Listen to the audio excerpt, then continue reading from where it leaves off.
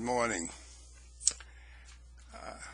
You both will probably be out walking dogs and cats and parrots and horses, etc., and enjoying life on the great outdoor. Anyway, here's what I'm doing. This seems to be some query. This here is code written in a language called R. And why do I use R? Because I lose things when I do Excel. I had mastered Excel. I was pretty expert at it, but I just kept losing stuff, and it wasn't worth the effort. So I decided to learn this computer language. So what I'm doing, I'm gradually putting together a presentation of our water system. Now, we have this river, the Tuolumne River, which arises in the High Sierra and flows all the way down to the bay, and it has numerous reservoirs.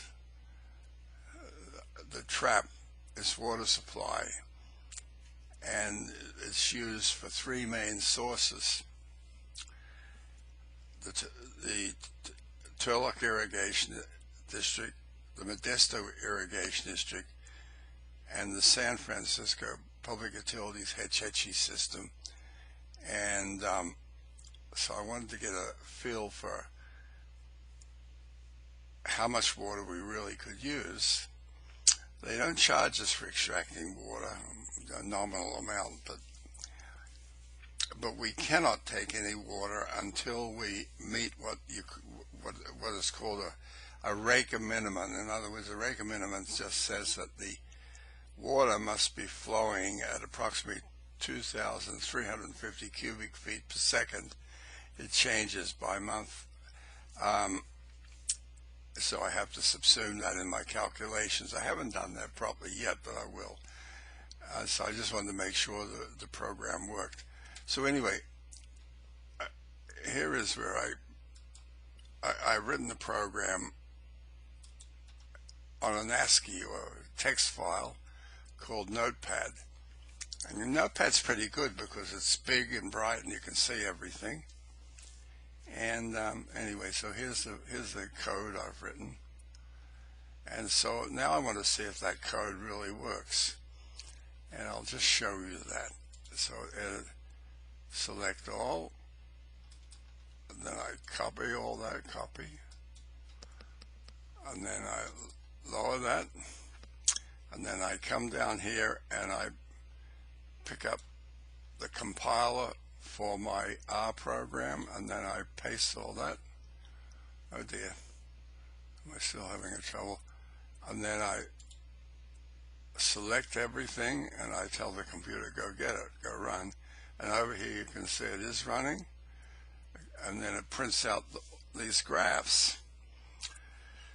So that's what the water looks like. This here is the rate minimum. In other words, if the water flows don't exceed this level, we can't take any water.